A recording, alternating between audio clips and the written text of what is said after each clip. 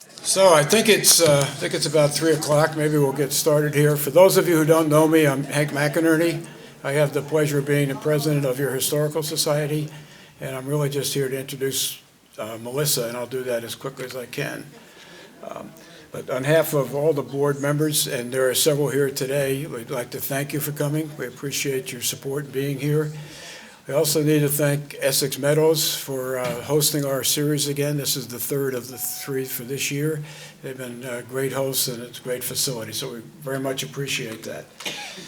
So this third and the last of the lectures focused on Centerbrook, the crossroads of innovation, and it's the second stop that we have on our Follow the Falls trilogy. I'm sure you're aware it takes a lot of work to put together a project like Follow the Falls and also to do a lecture series of this caliber. And I'd like to mention some of the people who are responsible for this work. Besides Melissa, who's the driving force behind these lecture series, even though she's only doing this one, she's been heavily involved in the other two, and she works directly with Essex Meadows. So this is really, it's Essex Historical Society's lecture series, but it's really Melissa's series. So she's worked really hard on this. So besides Melissa and me, Sherry Clark and Teresa Sestair are members from the Essex Historical Society on the Follow the Falls Committee. Jim Denham, who's here today, represents the Land Trust. Chris Hill from Centerbrook Architects is working with us very closely this year, which is a great addition to the team.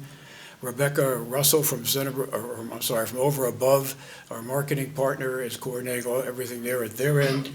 Jim Powers is our contributing author and historian.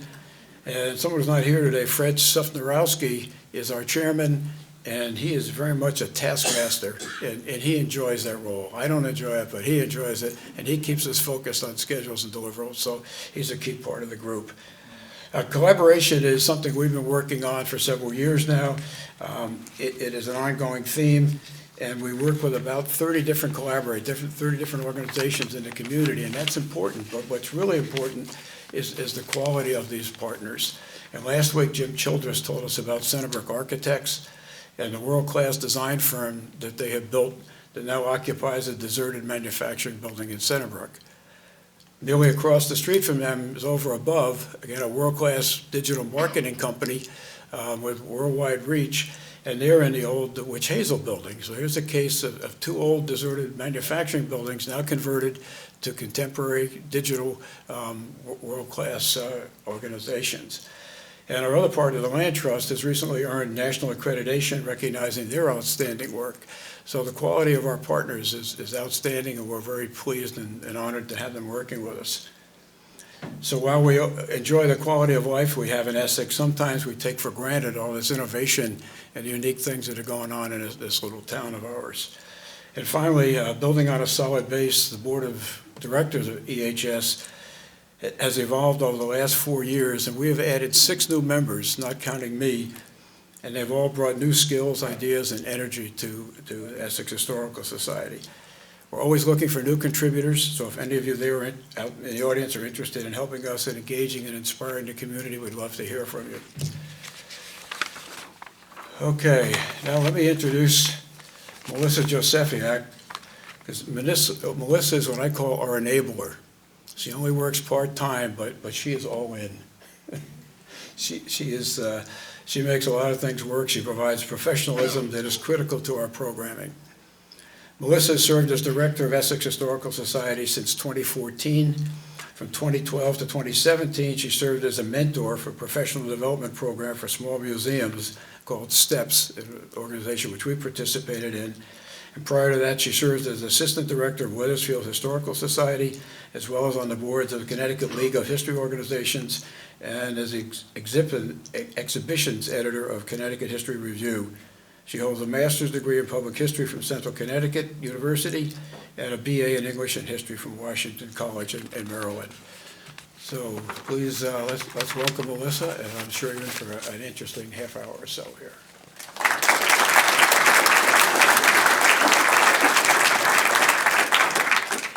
Good afternoon, everyone. Can you hear me all right? Okay, great, thank you. I just want to let you know too that we are being taped by Community Shore TV, Channel 19. So in case if I go too fast today, you're welcome to re-watch this on Channel 19, and there will also be a link on our website and our Facebook page. So I'd like to talk to you today about Centerbrook. And I'm going to start off with a popular cultural reference. So I believe many people in this room are familiar with the family comedy 50 years ago, The Brady Bunch.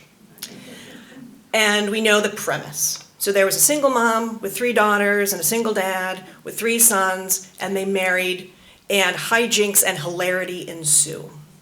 And it's a wonderful, popular story. But I bet if I asked you, which episode do you remember, and I'm pretty sure you would remember this one.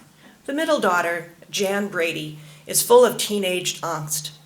She is so jealous of her older sister, Marcia, and she is jealous of her younger sister, Cindy, who's so sweet and pretty. And so she comes to her mother, and she is just full of angst, and she says, Marcia, Marcia, Marcia. She is just so full of teenage angst. And Mrs. Brady, who always did the right thing, sits down with Jan and says, you don't have to be your glamorous sister, Marcia. You don't have to be your sweet sister, Cindy. You can just be Jan Brady.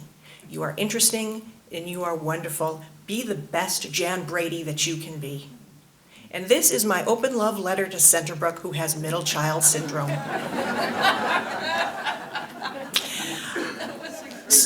You can be the most interesting and the most wonderful Centerbrook you can be. So we're going to start off with a lot of maps today. I want to set the scene so you fully understand what we're looking at here. We've got a little laser. So this is Centerbrook right in the center. And I know the borders can change. We'll be looking at Centerbrook, this green section, a little farther down today and a little farther wider.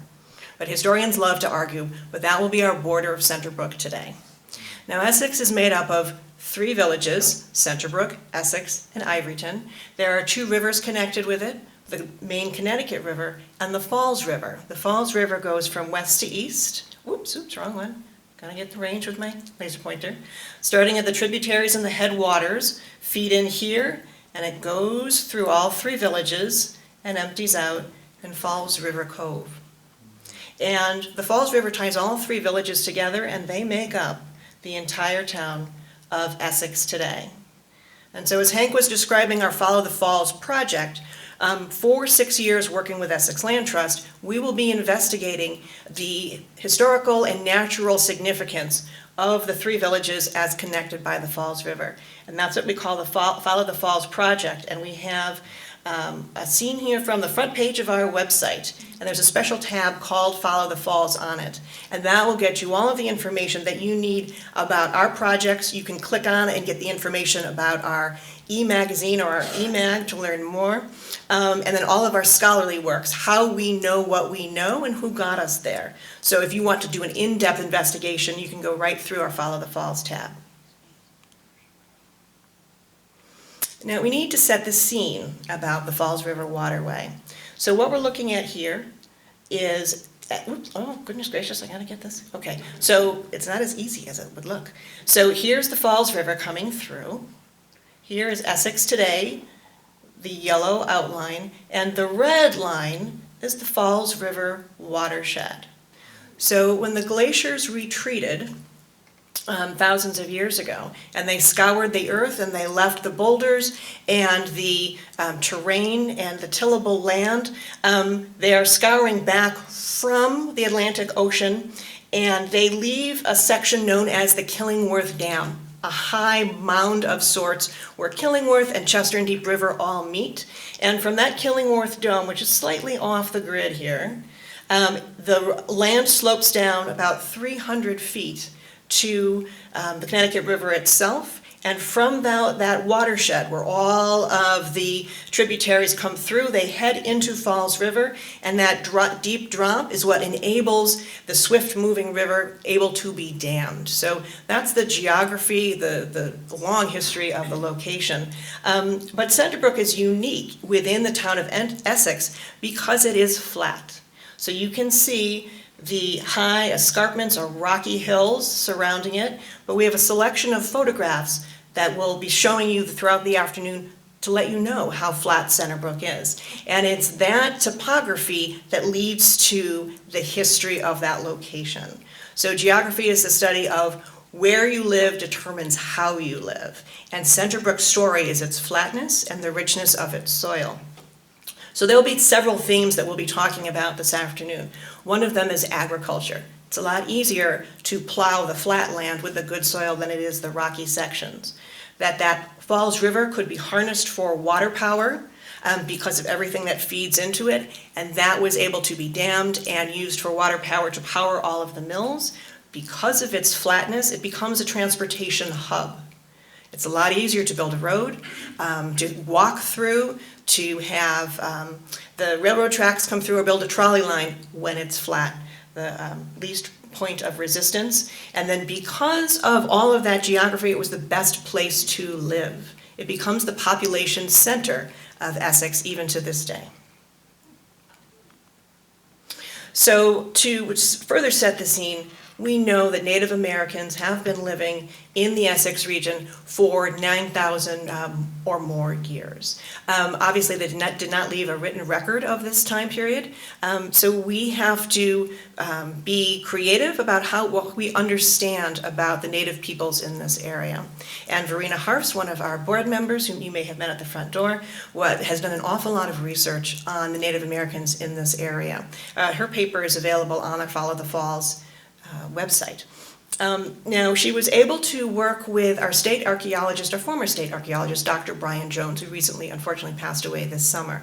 And he gave us an entire day. Now, we had 3 collections within EHS, specifically of 3 different objects, collections of objects that were picked from the soil, 3 different Native American collections. We didn't know too much about their history individually. They were rather labeled oddly, but we knew they all came from one of the villages in Essex, one from Ivoryton and 2 from Essex. And he gave us the entire day and was able to identify almost all of them.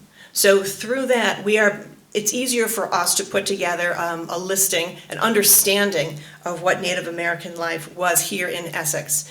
By the time of the contact with the Europeans, we know that the Niantic peoples were here. They were Lower River Valley dwellers.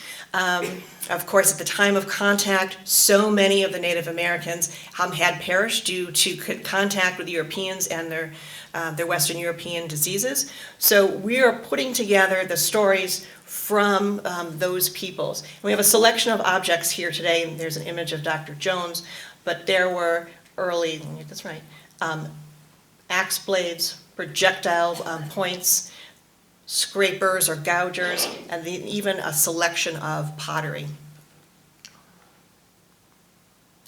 And now when we take a look at the town of Essex itself, we know a little bit about what the Niantics were doing here in town based on this particular collection. You'll see that there are stones in the upper left-hand corner. Those are, the curve of them, part of a bowl, soapstone bowl. Soapstone retains the heat. We know that there was a soapstone quarry in what is today Deep River. And quite possibly that the Niantics in our area were traveling on paths. Now, to get your bearings, this is Main Street, roughly paralleling the Falls River. This is Westbrook Road connecting to Bochum Road, and this is the Deep River Road. And so the quarry would be roughly up here. Now, the main pocket of soapstone can be found in the northwest quadrant of Connecticut. So how they were getting the soapstone here, was it trade? Quite possibly, that's a possibility.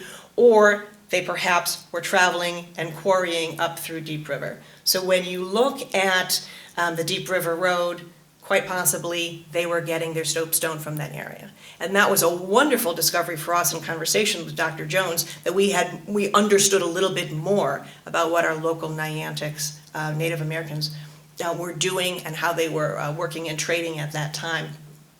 More about the Niantics can be found, again, once you click through our Follow the Falls page, through our Follow the Falls landing page, we're calling it. And so that wonderful scholarly article, you can really browse at that moment to learn more about the Niantics in this area. We are constantly making discoveries about them. So at the time of the contact period, we know that Europeans were here by 1614. Adrian Block, the Dutch explorer, sails up the Connecticut River, and then there's a Dutch fort at Hartford about the late 1620s, but Wethersfield in 1634, Windsor around the same time period, Hartford in 1635, and Saybrook in 1635 also. There are separate English settlements in this area. And Saybrook extended very far north. It was actually 9 towns that were incorporated into it, all the way to East Lyme and Lyme, all the way to Clinton and Killingworth, and up to Chester even. And so it was divided into 4 quarters, or 4 sections for administration purposes. And the area of Essex, Deep River, and Chester is Petapog or Potapog, which means the jutting of the land, which was a Niantic word. And that refers to the point here, Essex Point. So the middle of that Potapog area for Essex, Deep River, and Chester would have been Center Saybrook. Eventually, that is condensed down into Center Brook. This is a later map. It's 1811. We don't have anything from that early time period, but I want to show you what they pick out. So this is the Middlesex Turnpike. This is Main Street, paralleling the Falls River. There's eventually the Center Brook Meeting House, the later Episcopal Church, which has been moved into Essex Village at that time, and selected mills along the river. So this is the dam at Center Brook Architects, quite possibly an earlier dam farther up that Jim Powers was talking about, and then the forge and dam up at Falls River Cove, which we explored in 2018. So those early roads were former Native American paths. And the European settlers are using those well-worn paths as their first grid, their first network of roads. So when we think about those settlers coming up, we know that they're surveying the village of Essex, the Potapog area, by the 1640s. We're comfortable with the date of the 1660s, when people are starting to come from Saybrook Colony or the town of Saybrook and move up into the Potapog area. And that those first generations, those are subsistence farmers. It's very hand to mouth. It occupies their entire day farming. So the long, narrow paths, as you see on Bochum Road, that is their main connection to Saybrook. That's how you go to mandatory church services every Sunday. That's where the town meetings are, and that should have been good all seasons of the year. Now we have a selection of older homes here. None of the homes exist from that early time period, but these are some of the early 18th century homes. And when we look at them, they're really built in certain sections. This is an older one on Main Street, just around where the volunteer ambulance is, and this would have been the oldest section. Same for the home that's now where the funeral home is down here. It's probably the oldest section is in the back, and as time moves forward, they expand and the house gets a little larger, depending on their prosperity. But those first homes were 1, 2 rooms at the most, frame dwellings. They were clearing the land, they were building farms, making farms. So this is an image of all the dams on the Falls River. After a generation or 2, it was possible to harness the Falls River and produce the next source of commerce for those farmers. So the 7 dams, we are familiar with Falls River here, the Williams family, their forge, and the grist mill and the sawmill. This is Tiley Pratt up here a little bit later. Jim Childress last week spoke at length about the dam right behind Center Brook Architects. Jim Powers on January 5th was able to talk about the earliest dam, we believe 1701, and then later we've got the Bull Dam, the Comstock Ferry, and then at Clark Pond. So at one point there are 7 and most likely 8 dams on the Falls River, not all concurrent, but 8 dams. So, and learning a little bit more what Jim Powers is out here testing for that first dam down at this spot, and that was, let's call it 4B, at this point. So again, our knowledge is always increasing through exploration. And then behind Centerbrook Architects, they have a sample of a French burr stone, part of the grist mill that was at that site. So the archaeology is informing what's going on in Centerbrook at that time. For the sake of argument, we're going to concentrate on these two dams today, the one that became the Brushworks, Luby Brushworks, and the one down here behind Centerbrook Architects, most known for Connecticut Valley manufacturing. All of this material is through our Follow the Falls book. I just basically copied the entire page. You don't have to read through all of it, but it's available on the back table as well. And I'd like to point out, too, that if you're looking for that other dam, not that you can go onto private property, but it's located approximately across from Essex Elementary School. I'll have several modern photographs in this show as well, so you understand the parts that I'm talking about through maps and through what that location looks like today. So the first main structure that was up was what we know today as the Centerbrook Meeting House, or an earlier one on that site. With a Puritan colony, you were expected to attend services every Sunday unless you were very ill. You can imagine what it was like for people in today's Chester to travel all the way to Saybrook on a road similar to Bochum Road, perhaps on foot or with a horse or with an ox cart. It was a challenge. So the Chester Deep River in Essex, that whole Potapog quarter, is petitioning the colonial assembly to create their own parish. By 1721, they assessed another amount of taxes. They were able to call their first minister, Reverend Abraham Knott, newly graduated from Yale College. They settled their minister and he got right to work. They started constructing their first meeting house. This is a conjecture of what it might have looked like at that time. A simple structure. It was probably just east of the present meeting house where it stands today. And Reverend Knott was probably one of the most revered gentlemen in the quarter at that time, considering there was in a Puritan colony a blur between the secular and the religious. You could also pay your taxes. You would have your town meetings at the meeting house. Everything was centered around the meeting house, and it blurred a little bit between the religious and the secular. So your minister would have held incredible power.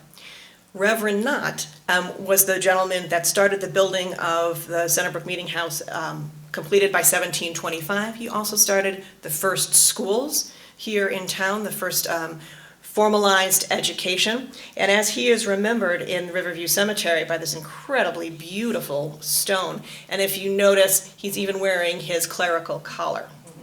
But he was certainly a man of learning. We're still looking at maybe a sunburst of enlightenment there. He was revered by his particular parish. In fact, it was the only parish he ever served, and one of the longest at 31 years. So the meeting house served as the center of the community. You could get your mortgage there. It had all sorts of financial dealings well into the time of the first banks, which was the 1850s. By the 1790s, though, it had developed, they needed a new church. They had outgrown their old one, and so they built the present meeting house on that site. Obviously, it's here on the right. Now, the doors would have faced the town green, would have faced west. That was the road to Deep River. And about 1839, they changed it, and the door now faces the front, or the south, right along the Middlesex Turnpike. We're going to be talking about transportation an awful lot today. And they knew who their audience was. It was centered around the green to start, going north-south, and now it's going east, connecting to Essex Village. Now, in Follow the Falls, one of our bylines is Crossroad to Innovation. When we think of so many things that were invented or produced or constantly adapted in Centerbrook, we're using that byline, Centerbrook Crossroad to Innovation. And when we think about those crossroads, it would be at the main one, right in front of Centerbrook Architects, Main Street, Deep River Road, and Westbrook Road all connect. But follow Bochum Road down a little bit. And that was the main route to Saybrook at that time. And here is Westbrook Road coming to Bochum Road down here. The Bank of America is on the corner. And we believe that the Bull Tavern, Edward Bull, was located on that corner. We don't have an image of the earliest tavern, but it would be perfectly placed on that Saybrook Road in between Chester, possibly Middletown, all of those travelers coming down.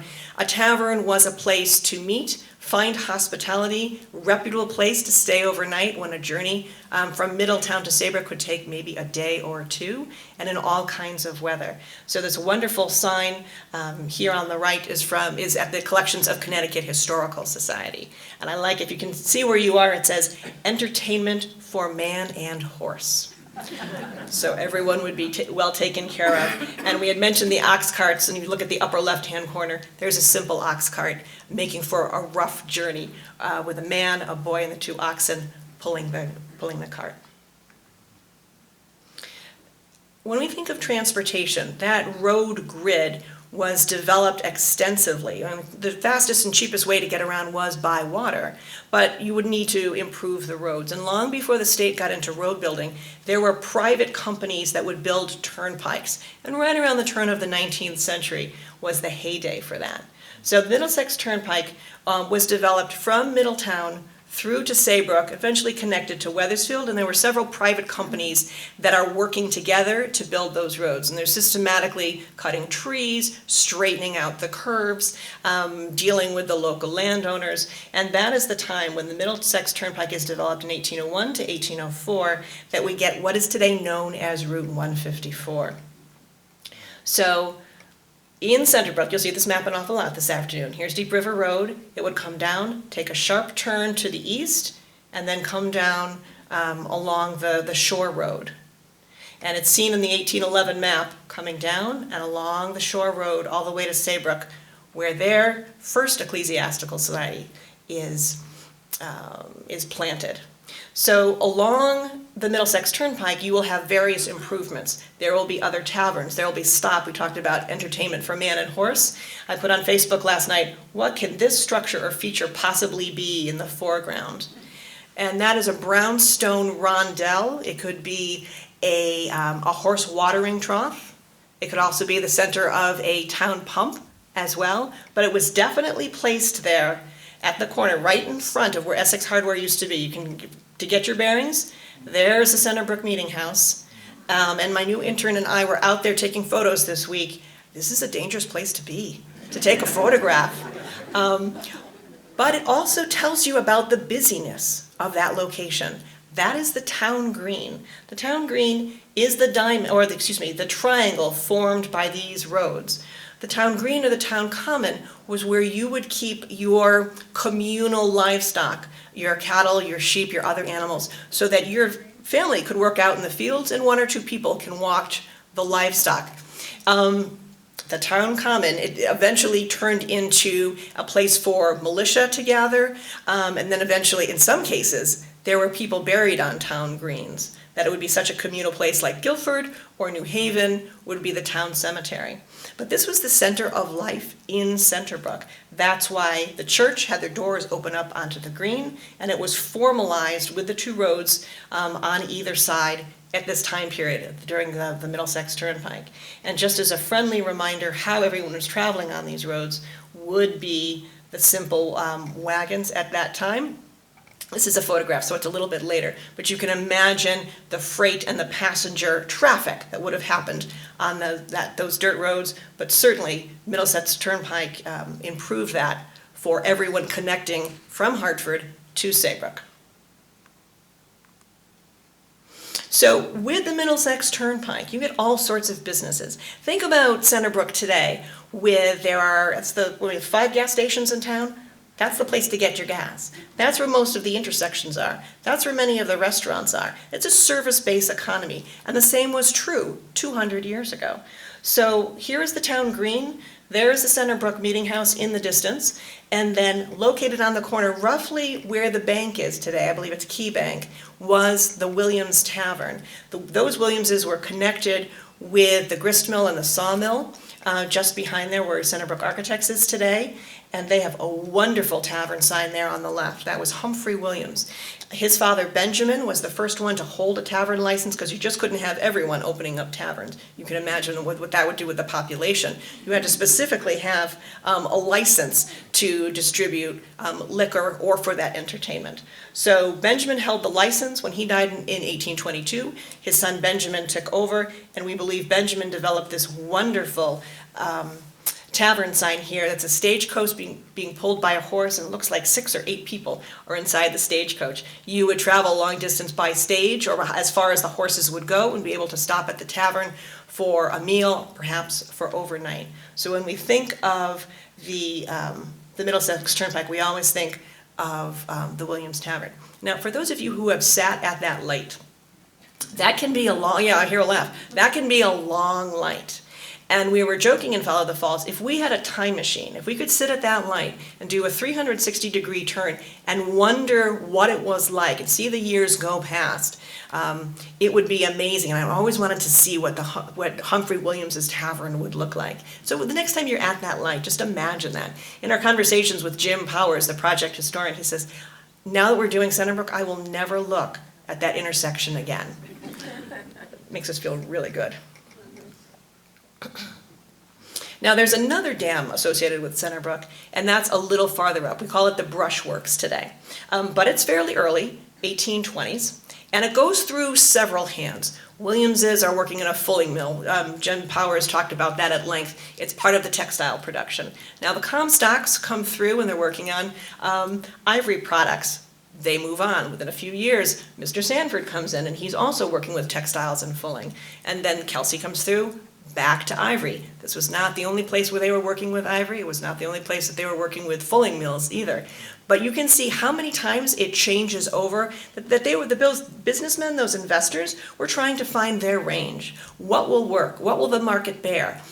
And not only is Centerbrook perfectly placed on the Falls River to harness that water power, which we heard in the 2 previous lectures, but on that transportation hub, you can now get your products to market easily. You are right on the Middlesex Turnpike. You can get those market products out quickly, and then you can take the road east and get right over to Essex Village and ship them out through the shipping.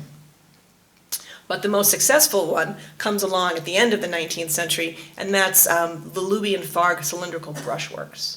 And they realized their market at the time, the height of Victorian industrialism, when every room would have a separate purpose in your home. And they would make brushes for the cleanliness of your home. So you could get brushes for your different size of wine goblets. You could get them to clean out your guns. They were even making water closets, and you could have brushes to clean those new water closets or toilets. So they were making everything that a Victorian home needed for brushes. And their business continued well into the 20th century. When we talk about investors, it's not the prettiest slide, but it's important to let you know how many people were diversifying their funds. Now, the 3 villages of Essex work interchangeably. They rise and fall according to the times, the economic times. Jim Childress did a wonderful job last week talking about how the investors are coming through and working in the different sections, the different time periods based on the dam behind Centerbrook Architects. So we did a quick snap of all of the investors, all the corporators that founded Essex Savings Bank in the 1850s. And it was very illustrative, because that's when formal banking comes in, not in Saybrook, not in Deep River, it's here in Essex. Many of those names are from the shipyards. When we think about the heyday of Essex shipping is in the 1820s, it really declines for the rest of the 19th century. Where are they going to put their money? What is a safe investment? They're investing in banking, but they're also investing in industry. So many of those names on that list can be found along Main Street. And these are all of the different businesses. So there are, let me see, we'll get the laser back up here. So here's the grist mill, the turning shop, the sawmill on the north side where Centerbrook Architects is today. You're going to find other turning shops, joinery shops. There's the Pettipog Manufacturing Company farther down. And then there's another shop just unnamed. So these investors are diversifying their portfolio and mixing the money from Essex to Centerbrook. And that's one of our other themes in Follow the Falls. Follow the money. Where is the money going? That will tell you what people are doing and where they're investing. So after quite a few businesses, as we learned last week, the Connecticut Valley Manufacturing is the largest employer in Centerbrook for almost 100 years. And they're manufacturing bits and augers. And I love this photo down there at the bottom. And I don't know how much you can see there, but these are the workers. I love the photos that show the humanity. Down at the bottom is Alfred Wright and his son Walter Wright. That's the owner and the treasurer, and they maintain that for several decades.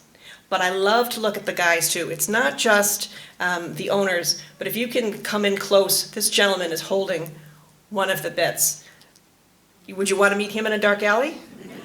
I love these gritty faces. The dirtiness of his aprons in several occasions, and they are holding their bits, and just some wonderful, wonderful faces. So when we think about the growth of Centerbrook, it's not just the structures; it's the people, and that's what I want to convey to you today too. That the growth of the village is connected with the people. So we'll need to find them homes. The children will need to go to school. They'll need to shop somewhere. This is what grows Centerbrook in addition to all of the businesses. Now, to highlight the people that we know an awful lot about, Alfred Wright is down here at the bottom left, a very congenial, affable man there on the left, and he lived right across the street. So to get your bearings, it's his beautiful home on the corner. It would have been down here, the southeast corner of the main intersection, where Cumberland Farms is today. There's a rumble, there's an ooh in the audience, an ooh.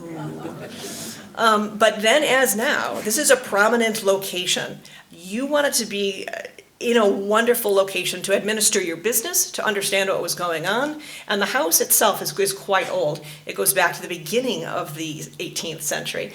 Through various owners, Alfred's there by the 1880s, and he raises his family there, and it stays in the family up until the 1950s, and it's after the 1950s, after it's bought and sold a few times, that it's turned into a previous gas station. But it's because it's the commercial hub. I should be talking too about our former town historian, Chris Pagliocco. He and I were implementing the Centerbrook walking tour that Brenda Milkowski developed a few years ago. And so it was a super hot day, and we're sitting at the ice cream shop, and he asked me, "But Melissa, if Centerbrook is the oldest of Essex villages, why are there no 18th century homes here?" And the answer is that it's such valuable real estate, and it's valuable because of its transportation location. So even though this is a beautiful home, it makes more sense to have a gas station there, or it makes businesses. Remember, it's a service economy. So if you can find an 18th century home in Centerbrook, it's a survivor, because the village itself constantly reinvents itself, constantly a source of innovation. And Walter's home, there's Walter and his family, his wife Louise and their children on the right, and his home, which is today Blackjack's Restaurant. It was formerly Wright Steakhouse and then Gabrielle's, but that stayed in the Wright family for a long time. It was built about 1900. You can just see it in the very distance over there. So think about Walter on the corner. Alfred on the corner. So Centerbrook Manufacturing, we learned from Jim Childress how they had that terrible fire in 1890, and those frame buildings just burned to the ground. There was nothing left. He showed us the image of just the brick chimney standing. So they rebuild in brick, the upper right there, and they're constantly expanding. So now you can see the familiar outline of Centerbrook architects as seen through Connecticut Valley Manufacturing, and they will be on that site for about 100 years. Now across the street from them was Spencer's store. Remember, we talked about the humanity of those workers, finding places to work, finding places to shop. Spencer's store is on the opposite corner. So Connecticut Valley Manufacturing, Spencer's would be right across the street. This is what it looks like today, the multi-use building, Spencer's Corners.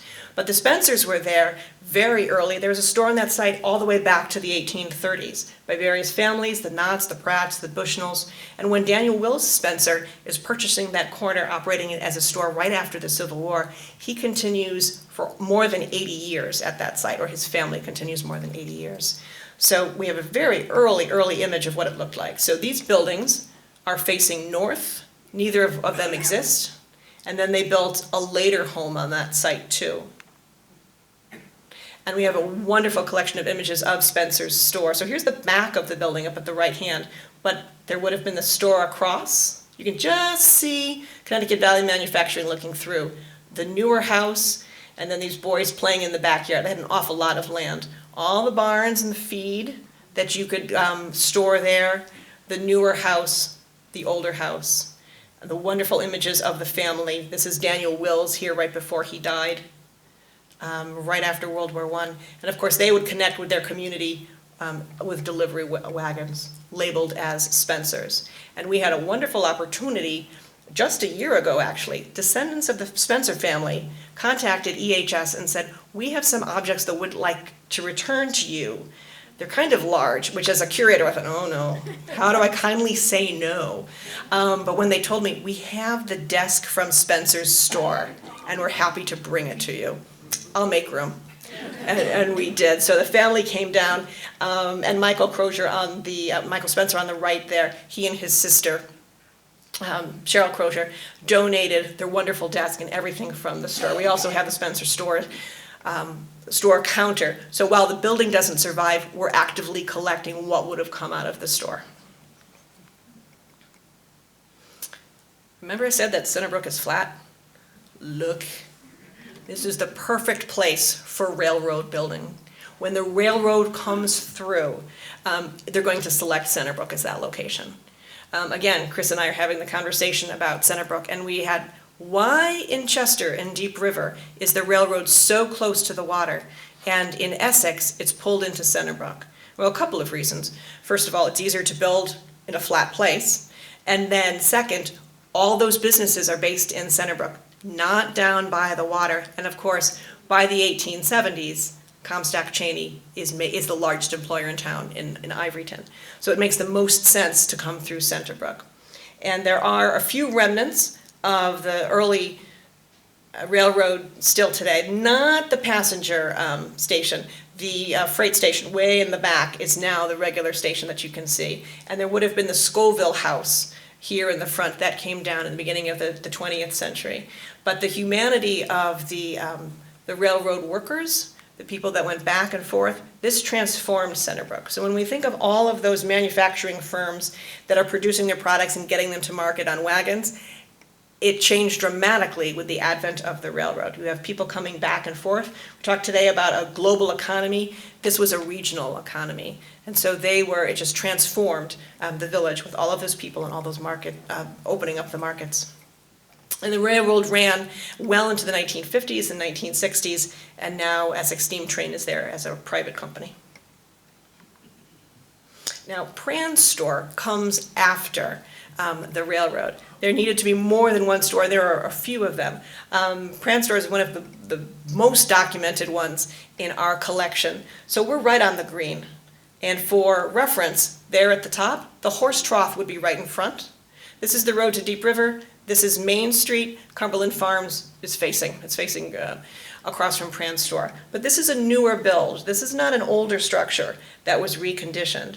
It is owned by a few families before. Winthrop Pran operates a store by 1893, could be a little bit earlier, and it is a mainstay there. Later it becomes Essex Hardware and then a few other structures. Most recently it's the Pool store that's there.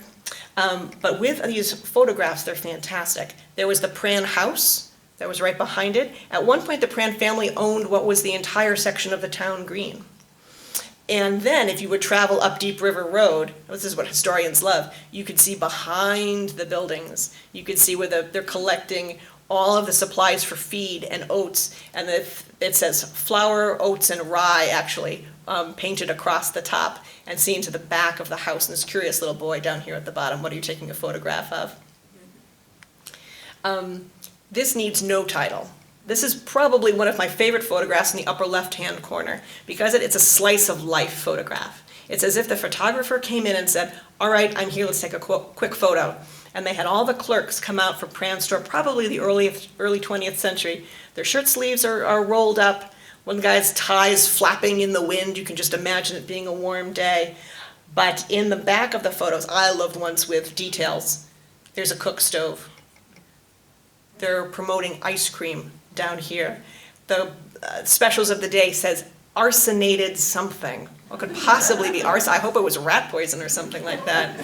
But these are, as for historians, these are gems. This is the inside of Pran's store. Look at the supplies. It looks like onions or apples at the bottom.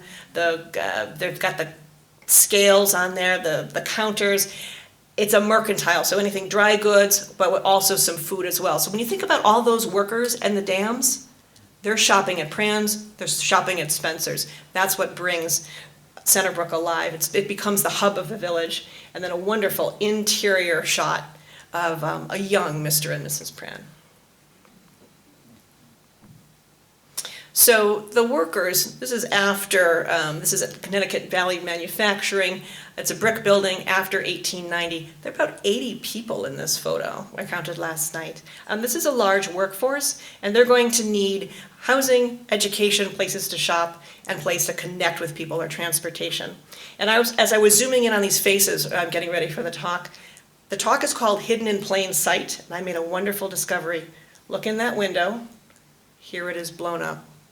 There's a little face leaning down on the window, and peekaboo, right there over the man's hat.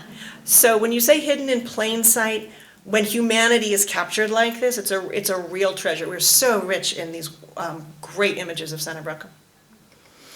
So a lot of options for housing. Jim Childress spoke last week how there wasn't really company housing per se, but the company might buy houses. So there were new builds, like in the upper left. There was Selden Mather Pratt. This is right behind the Gulf Station on Deep River Road. They could have repurposed a house and it had been moved. There were some selections of what looks like 2 or 3 family dwellings. If you were standing on the Centerbrook Architects Dam, this is the view that you'd have. So the Veterans Hall is just slightly off the image.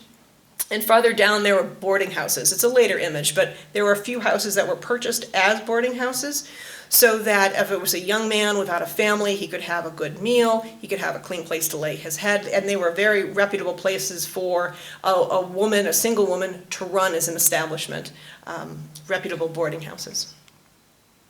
And then there weren't necessarily housing developments, but people were building on spec because the humanity was there, that the workers were there. These are middle management homes. This is the Deep River Road, around 1910 or so, and this was it this week. And if you take a look, this red house is that house, and everything else lines up perfectly. So when you're concerned about the state of preservation today, this is an argument for it, how well it's preserved and how people are using architecture in a sensitive way.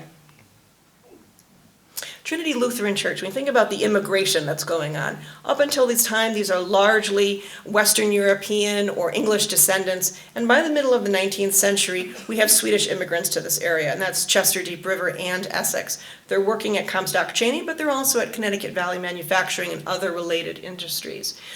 Trinity Lutheran was founded in 1906, 1907, and there's also Lutheran Swedish parishes in Ivyton and Deep River. By the 20th century, they all combine, and now Trinity Lutheran is the survivor. They had a terrible fire in the 1970s, and they rebuilt on that site, the church looking much like it did previously. We didn't have too much information. I'm going to tell you a side story on Trinity Lutheran, and then someone was at a tag sale, please correct me if I'm wrong, and found a box of material that they purchased. They were the documents from Trinity Lutheran, half in Swedish, half in English. So we are putting the pieces together to learn a little bit more about this church we didn't know too much about. And here is an early pastor of theirs on the right. Of course, education. We talked about Abraham Knott developing those first schools in connection with Centerbrook Meeting House, the Centerbrook Congregational Church. But there were secular schools too, and that's by the end of the 19th century, there are one-room schoolhouses. I mentioned that Centerbrook is the transportation and the hub and the population center. So that first school, that Knott district, was located on what we would consider a quieter road today, Westbrook Road, out where all the farms are. But here, this is the 1874 map, that's the school and the early cemetery by the 1850s. And it was located up on this rocky outcropping. And then here are all the children. There's about 30 children in that one class. at this point. And then by 1900, the cemetery overtakes the school and it moves to more updated quarters. Now the transportation is changing very quickly when we get to the end of the 19th century. So there would be Blacksmith up here, roughly where the volunteer ambulance is today. This is Gladwin Blacksmith. What I find very interesting and right in front is a two-wheeled bicycle. So we know it's after 1890s.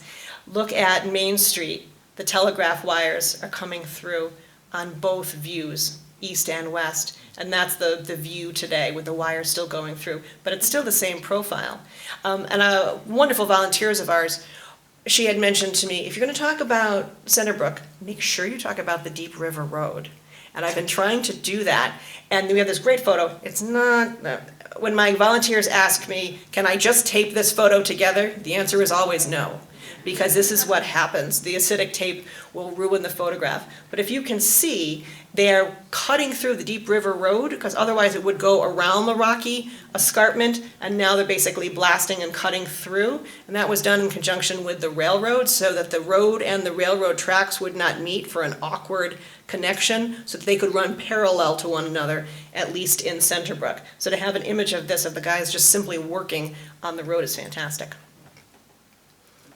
The automobile changes everything, So now you can go on those roads quicker, faster, and at your own speed. The automobile signals the death knell for the railroad, not too quickly though, not until after World War II. But when we take a look at this early image of the railroad, here are the tracks. Look at all the different types of transportation. Here's the car, and then here's the Surrey with the fringe on top. The buggy in the background. It's a wonderful image. It's probably about 1910 to 1925 when you have all of those different modes of transportation coming together. And here we have a truck from Comstock and Cheney bringing the finished products, the piano actions and the ivory, to the train station itself. So Centerbrook is very much an automobile-centered town. The trolley also comes through. Think about those transportation hubs. The trolley doesn't last too long. It starts in about 1910 and pretty much goes bankrupt by 1918. When you're developing it in parallel to the auto will always win. But it was part of a larger network that would connect New Haven all the way to Watch Hill and then come north a little bit on the shoreline trolley, so that the grid would go up the main road, up Oakham Road, through Essex Village, through Centerbrook, an extension into Ivoryton, and then there was a private right-of-way, I think I'm farther down here, that would connect into Deep River. Again, it only lasted for about 9 years, or a couple of terrible accidents, and then the automobile just completely eclipsed it. But you can see the passenger rail coming through in front of Connecticut Valley Manufacturing, the passenger trolley, and then this is a freight trolley. I'd never known anything like that had existed, but they're unloading freight on Westbrook Road right next to Spencer's store. So again, his store was located right at that transportation hub. So on the railroad, we've been talking about industries being connected to water power, but toward the end of the 19th century, they're moving away from water power. It's now steam and combustion engines. So you're not always, the factories are perfectly located in Centerbrook next to the train station rather than on the water. So you're getting sample manufacturing locations like George Dickinson's ivory factory here, which is eventually purchased by another E.E. Dickinson who's making his witch hazel. It's roughly the same building. And then, of course, Dickinson is producing their witch hazel, and they even have a spur of the railroad so they can get their product out to market very quickly. Here is the image today, the witch hazel workers in the beginning, and Hank referred to over above the workers today, because now, as he was saying, it's a world-class marketing organization. And across the road would be the bottling plant for Dickinson's, again, located on the railroad, because it was much better located there than it was on North Main Street. Oops, sorry, trigger finger. Okay, so the education is keeping pace with the growth of the village itself. Once those one-room schoolhouses were phased out, we get the two-room schoolhouses where the Veterans Association is today. You can see the children dutifully working in their up-to-date classroom and posed outside around 1905, 1910 or so. But within 25 years, it's completely inadequate with all of the factories and all of the work that's going on. They move into the first Essex Grammar School, which is on the side of the Essex Elementary School today, and this has 8 classrooms in it, and these scrubbed faces are probably kindergarten or first grade. Now, Ivoryton, Centerbrook, and Essex all had their own grammar school until they were all separate ones, until they were all combined in the 1950s into today's Essex Elementary School. So it's always keeping pace. You can see that the population is always driving all of these, the social infrastructure. Now, with transportation, you can't talk about Centerbrook without the airport. By the 1930s, Charlie Doan had taken up some of those former fields, those former agricultural fields, and create an airport. Here is the air mail getting ready to be shipped from Essex to New Haven. The section of the airfield is preserved today, but it was much larger. I've heard the story that Howard Hughes used to come into Centerbrook to visit Katharine Hepburn when she was in Old Saybrook. And then, even though the airport did not continue after the 1950s, we were sensitive to air travel. And this is a group of workers at E.E. Dickinson painting the word Essex onto their roof. So it would be a beacon for those flying over knowing where they were, long before GPS or anything similar. And down here at the bottom is R.W. Kramer. You know it as the FTD building today. Kramer, this is a 1940s image. They produced timing instruments, finely calibrated timing instruments, and they held several military patents at that time. And I included Higgs store down here at the bottom. Notice the cars. Centerbrook is becoming a place on the way to someplace else. When we think about the rise of the middle class and the journey to the beach, Centerbrook is on the way to the beach. Every time the road is improved, it's to alleviate traffic. And when I used to work in Wethersfield, we used to hear the same thing. The beach traffic would kill the town before there was a highway. So we use Higgs store. Yes, they had a local clientele, but the town is also catering to the people that are driving through. And that's an important theme. In the very center of Centerbrook was Valley Metallurgical. And they produced all sorts of, well, let's not say volatile compounds. That's a safe way to say it. So to get your bearings, here's Main Street, Centerbrook. There is what's today Centerbrook Package Store and the pharmacy. This would be FTD, and this is all Valley Metallurgical. And we're not quite sure a lot about their records because they were doing a lot of work for the government, but I understand that there are a number of explosions there and people did perish as a result of some of that. And at one point they had blown out the windows across the street in the 1960s. But that metallurgical story, keep that in the back of your mind. But now we have all these the former farms in Centerbrook, kind of that large, formerly fertile area, still farmed today, still has the farm stand there, but by the 1950s, 1960s, the development of the industrial park is coming to the forefront.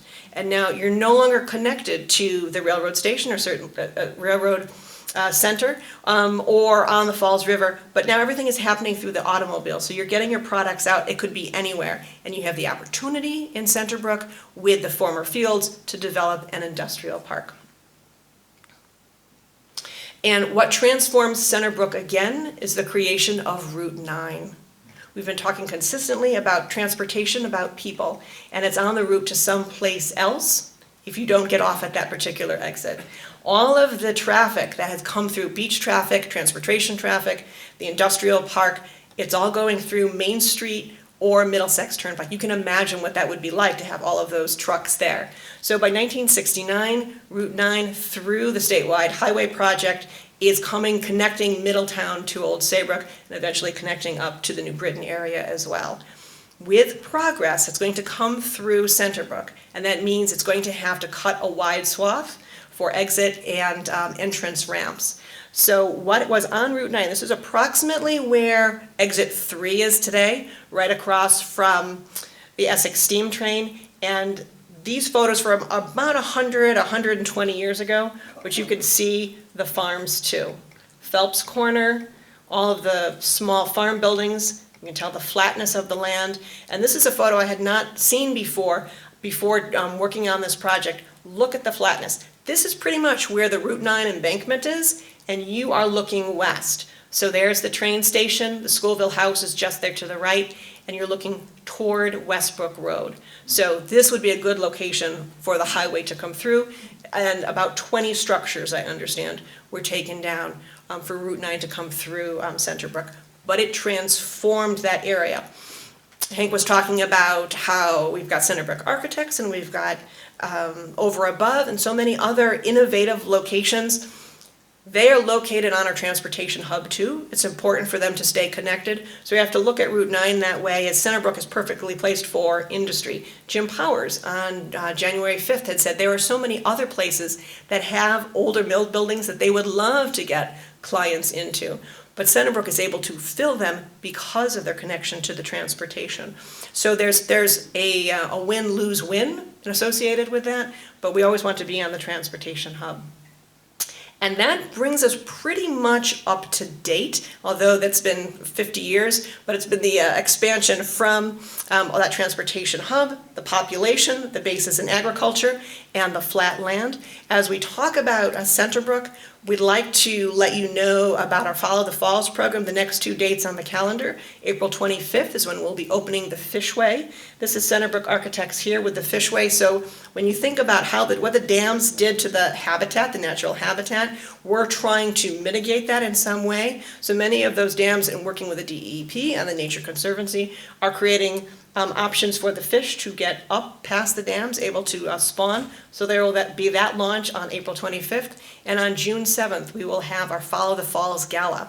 That will be held at Centerbrook Architects. It'll be a tented event. Those of you who went to our lobster bake in 2018 realize how much fun that was. So we'll be launching our Centerbrook theme at that point. There'll be our booklet, our online magazine will also be available, and all that information can be found on our website at essexhistory.org.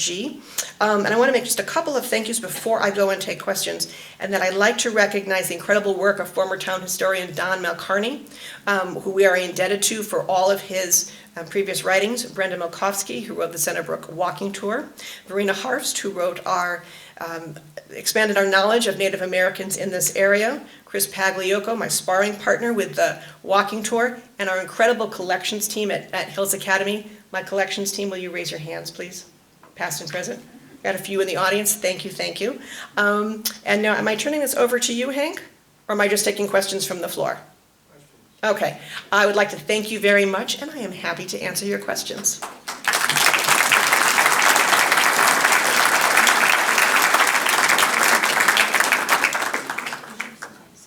What questions do you have for me? Oh, yes, Leslie. Mm-hmm. What was a fulling mill? The question was, what was a fulling mill? It was involved in textile production, in which when you would take the wool, it would be treated to, when we think about the colonials, carding the wool and treating it, this was done more on a mass scale so that it would be usable eventually for the weaving. Yes, sir. What is the population history of Centerbrook? Does it expand at a certain point and then ease off, or do you have a peak period? I don't have those statistics at the ready. I know that when they created the Second Ecclesiastical Society, there were 34 families in Centerbrook, Chester, and Deep River. I believe Centerbrook has a very high population compared to the other villages. I'm going to turn to the whole crew here now. I don't have an answer. When I think about the factories, though, are you looking to see, was it empty at one point? Did it decline? Is that your question? No, I think you have an area which has been populated, and most areas go through ups and downs, or they go on a path of increasing growth. I just wondered what the patterns were, and whether there was a point of peak population in the area, because some of these factories aren't here now. The quick answer is I don't have a number for you. But the longer answer is Centerbrook starts as a farming community, and then Essex rises as the shipbuilding center, so many of those businesses go there. Many of the churches moved there. That's the dominant village up until about 1840. After 1840, manufacturing makes a rise, and so Essex declines in population, and Centerbrook, I would think, as a historian, would stay fairly steady. And then when Comstock Cheney develops in the 1860s and then really expands, that becomes the dominant village. We talk about the wax and the wane of all three villages, and I want to say by 1900, Iverton was producing 60% of the taxes in the town, so that was dominant at that point. I'm not trying to be vague, I'm just trying to answer your questions, I'm sorry. I could certainly look into that for you as well. Thanks. Did I see another hand? Let's see. Yes, ma'am. We bought our house in Centerbrook on the main street opposite where the school is now. It came with a 7 or 8 acre island, and it wasn't until we had the flood and had to recover from how it damaged water there that we discovered that when they enlarged the Deep River Road, they built a berm just in back of where the architects are now, and they got the rock off the island, and it left it with 3 ponds. But by the time we got there, there were just 2 left, the other had filled in. But they built a berm, and they took the rock out of the island in order to make the Deep River Road larger. Oh, I'm glad we have that on tape. Thank you. Thank you, and that's something that we would like to work. Talk later. Okay. And that's something we'd like to do in the future too, is we've had a number of longtime residents come up to me specifically through the Centerbrook project, and it's to get many of them in the room and film it.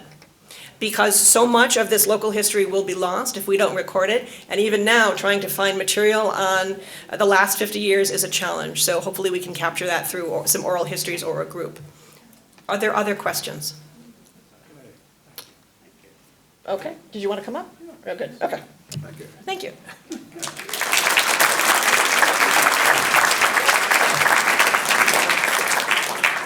Thank you for your usual outstanding work. She's a pleasure to work with. Couple of thoughts before you go. Just this lecture was free, no charge. It was open to the public. That's the way we do most of our programs. And I keep saying it's a lousy business model. It doesn't work real well, but it leaves us totally dependent on the members to support us. So if you think that what we're doing is worthwhile and is helping the community, and you're interested in the programming, maintaining Pratt House and Hills Academy and all those things, I respectfully request your financial support. That's the only way we're going to get it. We're in the middle now of a membership drive. We just started for 2020. We're off to a great start. Those of you who are members, thank you. We appreciate it. And those of you who are not, please consider joining your friends and neighbors and becoming a member of Essex Historical Society. Some of the board members in the back, they have the materials there if you're interested in doing that. And the June 7th date, please put that down. That's going to be a great event. Centerbrook Architects is making that facility available to us, which will be wonderful. If you haven't been back there and seen that waterfall, it's pretty amazing. The fishway is there. We will have a great event. So please mark that down. And my sincere thanks for your support.